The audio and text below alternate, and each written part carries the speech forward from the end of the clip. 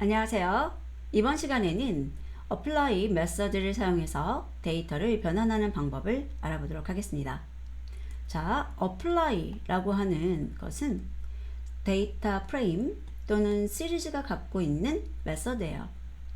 그래서 여기에 주어진 함수를 이 액시스에 따라서 적용해 가지고 저희에게 데이터 프레임이나 시리즈를 반환하게 되는 것입니다. 자, 맵이라는 것도 여러분들이 학습을 하셨을 텐데요. 맵은 시리즈에만 적용할 수 있어요. 그런데 apply는 데이터 프레임에도 적용할 수 있다는 게 차이점이 되겠죠. 그래서 데이터 프레임은 축을 2개 갖고 있죠. 그래서 축을 지정하실 수 있어요. 행 또는 열에 적용할 수 있는 것이고요. 어떤 함수를 전달했을 때 이 액시스가 0이라면, 자, 잘 들어보세요. 액시스가 0이라는 것은 저희 방향을 위에서 아래로 제가 설명을 드렸죠. 연산이 위에서 아래로 일어나는 거예요. 그러니까 위에서 아래로 연산이 일어나게 하려면 열을 전달하게 됩니다. 누구에게? 저 펑션에게. 그래서 펑션의 아규먼트를 받는 것이 해당하는 데이터 프레임의 하나의 열이 되는 거예요. 그리고 액시스가 1인 경우는 연산의 방향이 왼쪽에서 오른쪽으로 일어나죠. 쭉 이렇게 옆으로 일어난단 말이에요. 그래서 하나의 행을 받아야 되는 겁니다. 자, 꼭 구분하셔야 돼요. 저 액시스는 여러분들이 연산의 방향이다 라고 기억을 해주시면 돼요. 자, 그러면 여기 펑션 설명을 좀 보도록 하면 각 행이나 열에 적용할 함수인데 람다로 작성하셔도 되고 기존에 존재하는 다른 함수를 전달하셔도 됩니다. 자, 그리고 apply는 행 단위로 또는 열 단위로 그 함수가 적용된다는 것 기억하시면 돼요. 맵이라는 것은 참고로 각 항에 함수가 적용된다고 보시면 되죠. 자, 그러면 여기 axis라고 하는 거는 설명 생략하고요. args하고 keywords가 있는데 얘는 이 펑션에 전달할 수 있는 그 뭐랄까요? 추가적인 아규먼트예요. 그래서 포지셔널로 전달할 때는 args 이거 튜플로 작성해서 주시면 되는 거고요. 그 다음에 키워드는 여기 보시면은 별 2개 붙어 있죠. 바 포지셔널을 이용해서 주시는데 이름 이퀄 값의 형태로 주시면 되겠습니다. 자, 그리고 이제 이 apply에 대해서 예제를 통해서 간단한 것을 먼저 살펴볼게요. 보시면 데이터 프레임 하나 만들었어요. 50에서 100 사이의 정수값으로 4 곱하기 3 쉐입을 갖는 것을 만들었죠. 컬럼수 ABC 있고요. 자, 이렇게 만들어졌고요. 그 다음 이걸 가지고 저희가 기본적인 함수를 적용해 볼게요. sum이라는 거. 그리고 sum에 여기 아규먼트 안 주면 액시스가 0이 되죠. 그래서 실행을 해보면 A에 대해서 또 B에 대해서 C에 대해서 각각 합계를 냈죠. 집계 함수 종류예요.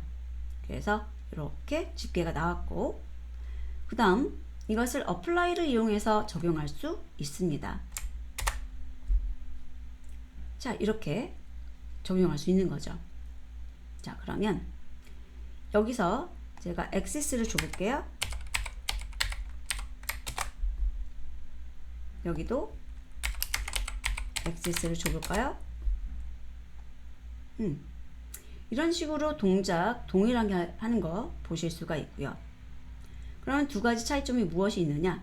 이 apply라고 하는 것은 썸만 동작하는 것이 아니라 여러 가지 동작을 할 수가 있고 이 함수에 동작을 할 때 여러분들이 뭔가 다른 값을 같이 보낼 수 있다는 것, 그것이 차이점이라고 볼 수 있어요. 물론 sum이라는 것에는 저희가 줄 게 없지만 저희가 람다를 이용하거나 아니면 다른 것을 이용했을 때 그쪽 전달할 수 있는 그 별도의 추가 아규먼트를 전달할 수 있다는 게 차이점입니다. 자, 그리고 여기 min이라는 것도 한번 해볼까요? 그러면 여기 sum 있고 여기 min이 있을 때 이 apply는 또 하나의 특징이 이것을 저희가 목록으로 만들어 주게 되면 한꺼번에 썸과 민과 맥스를 구할 수가 있다는 게 또 특징입니다. 그래서 sum, min, max에 대해서 ABC가 어떤 값을 갖게 되는지 쉽게 요약해서 볼 수가 있죠. 자, 그런데 주의사항이 있습니다. 뭐냐면 이렇게 묶음으로 주실 때 컴바인 한다라고 얘기를 하는데 이때 사용되는 함수의 종류가 같은 종류여야 돼요. 무슨 종류가 있습니까? 여기 보시면은 aggregating에 사용되는 함수들이 있어요. 그래서 여기 나오는 13가지 함수들은 같이 묶어서 쓸 수 있는 녀석이라고 보시면 돼요. 그리고 아래쪽에 내려가서 그러면은 그 13가지가 아닌 것은 무엇이 있습니까? 몇 가지만 살펴보도록 하죠. 저희가 EasySample이라는 파일에 sample3이라는 키로 데이터 프레임을 저장해 놨죠.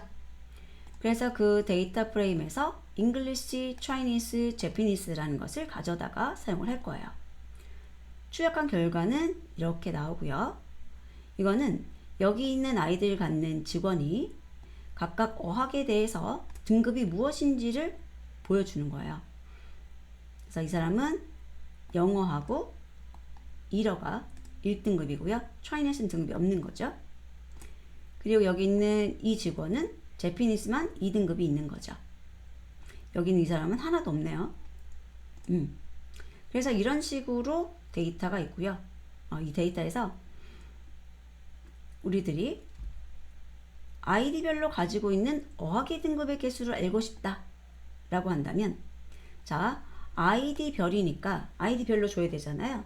그래서 액시스를 1로 준 거예요. 그리고 어학 등급에서 0등급은 없는 것을 의미하거든요.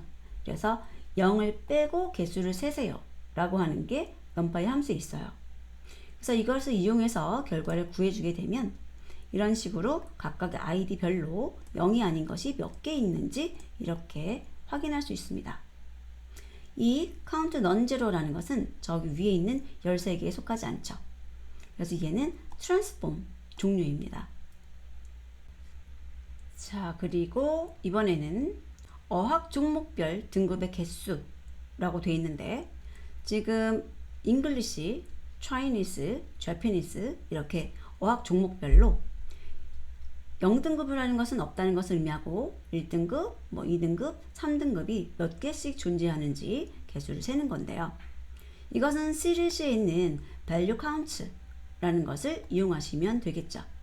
그래서 시리즈의 value counts라는 것은 하나의 시리즈에 대해서, 그러니까 English라고 한다면 그 English에 0이 몇 개 들어있고 1이 몇 개 들어있고 2가 몇 개 들어있고 3이 몇 개 들어있는지 그 개수를 반환하게 되죠.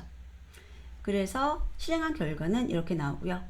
제가 데이터를 만들 때 조금 이 숫자가 다르게 나오도록 만들면 더 좋았을 텐데 같이 나와서 그렇게 예쁘지는 않네요. 자, 이렇게 해서 트랜스폼 종류도 살펴보았습니다. 만약에 이것을 섞어 쓰면 어떻게 되는지 한번 아래쪽에다가 코드를 넣고 해볼까요? 예를 들어서 여기 있는 value count 하고요, min하고 같이 쓰고 싶다 라고 했어요. 자, 그리고 실행을 시키면 얘네들이 메시지를 내보내는데 transform과 aggregation operation은 같이 할 수 없습니다 라고 나오죠. 자, 그래서 이렇게 섞어 쓸 수 없지만 이제 저희들 보통 위에 있는 aggregation 함수들에 대해서는 여러 개를 같이 보는 용도로도 쓸 수 있다. 기억해 두시면 되겠습니다. 자, 그러면 다음 학습에서 뵙도록 하겠습니다.